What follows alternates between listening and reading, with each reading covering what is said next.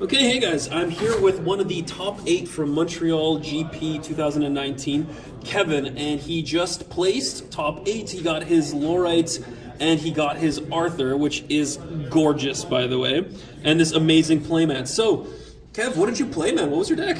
Well, I was playing Brunhild, mostly Reanimator, like chained Reanimators. I'd use Misteltein to just bring back your Valkyrie of Mercy, to bring back another card, and just just instantaneously build a huge board.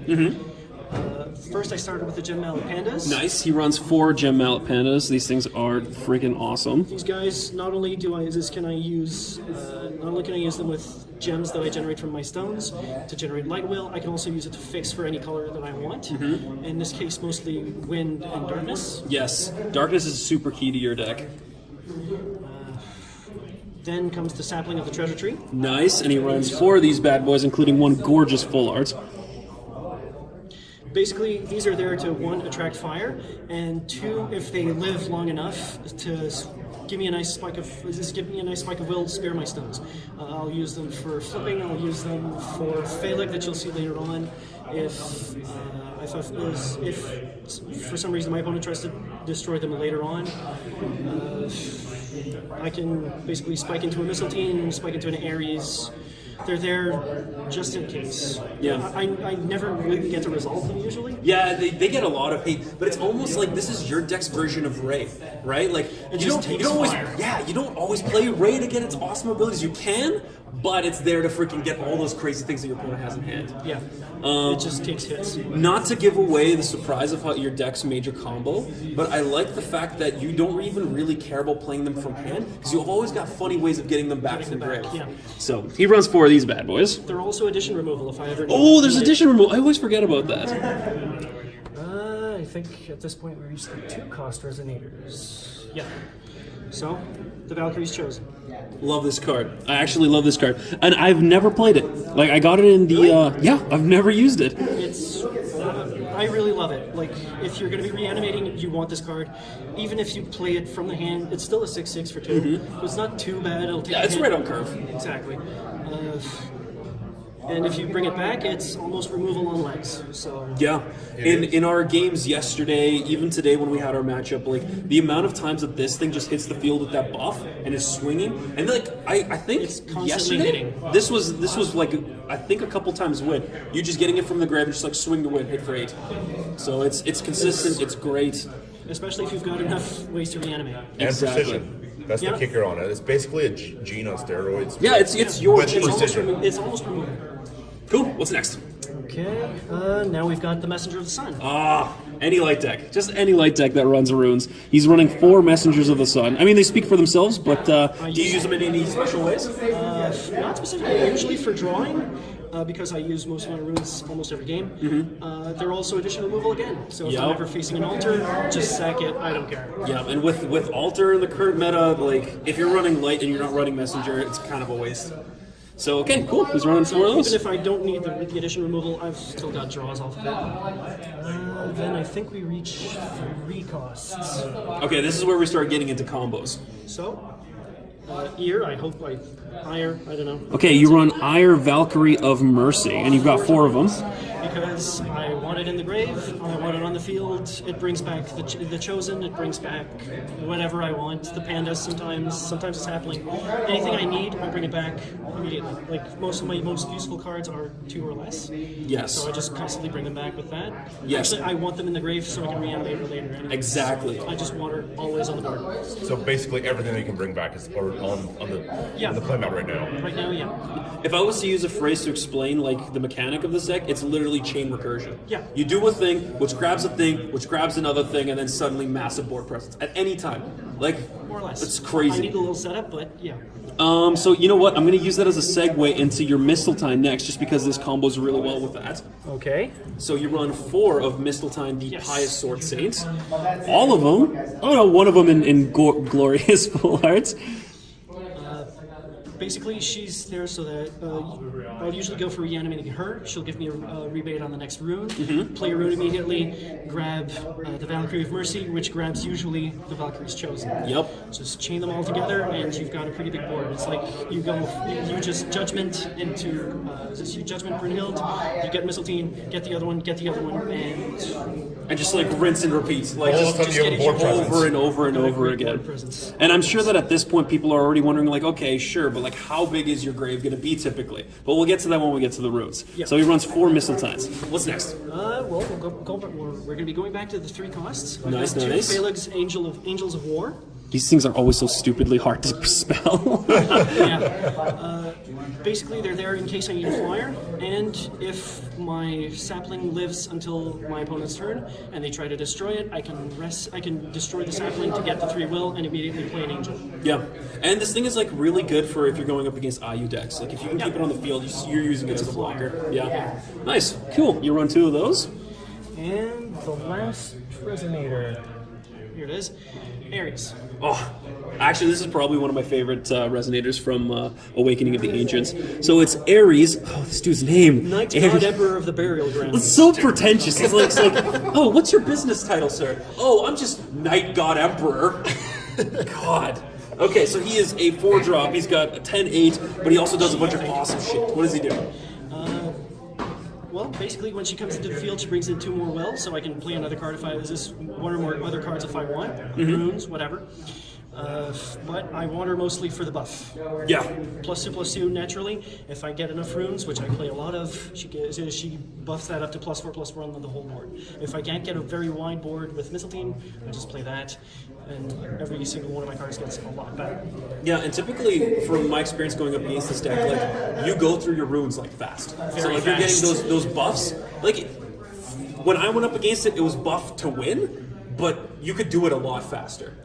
So you run 3 Ares. I think that's it for Resonators in the main deck? That's it for Resonators. So we're going to start again with 1-cost cards. Flourishing Hope. Flourishing Hope. Flourishing Despair. You know what, I'm not even going to waste time on this thing. This is amazing. This is your, like, fuck you, I'm not losing a Resonator, unless it's a banish. Kind of can't get around it. And then the other side is literally, fuck you, you're banishing.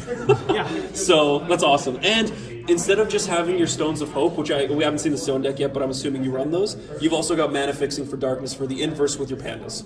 Yeah, with the pandas. So, pandas fix for it. Yep, he runs 3 Flourishing Hopes. Okay. Next, Rival of the Hero. Nice. Staple. More protection, some attacker removal, or blocker removal, that works too. Yeah. It's... Yeah, excellent card against burn. I usually flip Brunhild anyways, so if I'm lucky, I won't get to pay for it. Yeah, you'll just be playing it for free. Rival, like I think this card is worth quite a bit these days. The full art I think is sitting at about like $10. Yeah, I've got 3 like for Force of Will. Really? I've got one. I think so. Yeah, so like it's like that's funny. It's probably people watch this who are like $10 Magic the Gathering. For Force of Will, a card being worth $10 is quite a bit. So yeah, he runs 3 Arrival of the Heroes. Next. Really? You only run 2 of these? Yeah. I totally thought you ran more. I don't use them That's that much. nuts. Okay, well this is a surprise to me. He runs 2 Spirit of the Valkyries. I thought he was running a playset. Because the rebate from Misteltein takes care of the cost of the two will from Ares takes care of the cost as well, but I don't use it that much. Okay. A lot of the time, I'll be hitting my opponent's Resonators, not removing them like that. Exactly, and you've got just so many bodies that this is really just if you're getting kind of low on life, you're That's guaranteed a basically bunch it. of life. If my opponent's going to try to beat me down with something big, and I've got a big board already, I'll probably be using Brunhild's attack value and just 12, gain 12. Yeah, and I love the fact that it's quick cast. Like, it's just so good. This could have been another Blade of Faith, and they just done it at like essentially sorcery speed. It would have been a little. I don't think people would have played it. I don't think people would have played it if it weren't quick cast. Okay, last card of the main deck. What do we got here? Blade of Faith. Blade of Faith. Done. Removed from the game. Only 3 because there's one in the rune deck. Yeah. Well, that just guarantees play, right? Yeah. So yeah, 3 Blades of Faith. This is the main deck. It's mostly there for dealing with Laylas and anything else I want to remove on the first turn. Yep, Athenia's hitting the field. You don't want to get the proc back and forth from the It's cheap grave. removal and it doesn't hit the graveyard, so... Okay, that's main deck. What do we got for... Do you want to do runes, stones, or sideboard I was next? going to ask you for the... Just do whatever you want, man. It's your deck. You got this. Let's go for a rune deck. We're going to explain the combo. Yes. Let's do it. Okay. So, in what order do you want to do these? Just whichever you would play them go through. typically. Go Let's, through. okay, whatever. And we don't have to whip out the rest of the cards. You can literally just be like, okay, this would chain with this, and then this is like a turn 2 play, this is a whatever play. Okay. And in this order. This is usually the order I play them in. Or Okay. So, if I remember when we had our matchup, you ideally want to get a Panda turn 1. Yeah, ideally. You get your Darkness, you use your Darkness turn 2, and he plays Harvesting Season. Take it away. Mill myself for 10. Basically, that's why I'm using 4 Mistelteins and 4 Valkyries Chosen and 4 Valkyries of Mercy, so that I make sure that I hit them with this, so that I get at least one of each in the graveyard, so that I can chain them all together when I want to reanimate later on. Yeah. It also gives me a whole bunch of other targets for whatever else I might need. So if I want to reanimate for some reason Ares or Phaleg or whatever, I've got access to anything I want. I've basically got access to almost anything in my deck once I flip Brunhild or play a Misteltein from hand. Pretty much. And unless people are trying, like they're already anticipating your grave play and they're going to go with your evil elemental uprisings, you've already got a massive source of like creatures you can play that you're constantly chaining back onto the field, but then they also have to deal with the ones you're casting from hand too. So it's just like, it's literally a never-ending cascade of bullshit they have to get past. Like once this has happened, and you can get your combos off of your Mistelteins, you can maybe even ramp and get turn 3, definitely turn 4 Brunhild hitting the field. You're just like, no, you can't get past this. You just can't. Just a flood of creatures. So this is my favorite play in the deck. I mean, it's the cornerstone, but it's genius. He runs. Okay, whatever, man. I'm trying to compliment you here. He runs a Blade of Faith. It's just self-explanatory. It's amazing. Yeah, and Layla's are just bonkers right now. He runs an, oh lord, how do you spell this? Einherjar summons, which is awesome with the Valkyries Chosen. Yeah, and it also triggers Mistelteins. So it's for free anyway, so I just play it, grab the 3-cost, grab the Valkyrie of Mercy, gets a Chosen, use that, get another Chosen or a Messenger, and just build an even bigger board than usual. Dispel, again with the current meta, it's self-explanatory. It's for those freaking pesky diversity castles or your altars. Or even in the case of Matt, he was running this statue in the temple, which is like doesn't see that much play anymore, but like you can break it exactly. Yeah. And then it's also got the life gain. Life gain, yeah. And it's quick cast. A lot of people forget that. It's literally just like you're about to lose, boop, trigger all the rune stuff, and you gain 10. And if I don't need the rune in this matchup, I can play it for free after Misteltein. Exactly. Last card, Power of Immortality. This one has a lot of utility, but I'll let you talk about your favorite plays with it. Well, it depends. Usually it's going to be Misteltein just so I can get or Valkyrie of Mercy just so I can get their enter effects again. So like a rebate on the next rune, cool. And then I can start playing more runes and just rebuild my board immediately, or bring back the Valkyrie of Mercy and again get another card immediately. Nice. So, just all of this chain, man. Like it's ridiculous. Like I wish that I had actually been able to record this deck in process while he was facing somebody at this GP, because like the board state is insane. Like it's just this entire mat would be full of shit. If I can pull it off, you should. It's usually the best way I can describe it. It's basically Panda Rush. It's Panda without pandas. Yeah. Well, it has one panda. Yeah.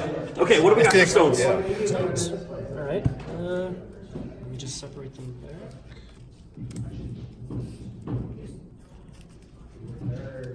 There we go. So we're going to start with the ore. Cool.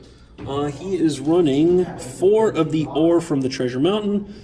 Excellent card, comes in, produces light, and it gives you a light gem. Yep, the light gem is there for fuel for the gem Mallet Panda, just in case I need it as an extra dork and just for extra mana. Just more mana ramp. Yeah. Just do the combo even faster. Yep. Next comes... Nice. Okay, this is where some of the auxiliary mana fixing comes. This is Magic Stone of Omniscience, which can tap to produce light typically, or tap and 1 colorless to produce 1 of any color for runes. Yeah, basically, if I don't have the darkness gem from the panda, I can play either the harvesting season or the power of immortality straight from the stones. Perfect. So you never really get mana screwed. Not from these. Yes. Some of my sideboard cards, yes, but not those. Okay. And I'm assuming you're just running a 10 stone deck. So we were the last 2 cards. Last 2 cards. Oh, yeah, I complimented you on this earlier. He's got 2 beautiful full art magic stones of faith. which can tap for lights, and if you use it for a human or Valkyrie, they cannot be cancelled. Which, I mean, isn't really that prevalent in the meta, but if you go up against a guild who's doing the, like, 3 hard, like, cancel, you can be like, no. Both of my losses today were against green decks. Oh, jeez. Yes, I okay, do need so this card. it's still in here. And let's just rip through the sideboard. We don't have to get into too much detail, but it's always nice to see the kind of thought process behind the construction. So, there's a third one here. Fair spells. Nice. Yeah, 3 fair spells.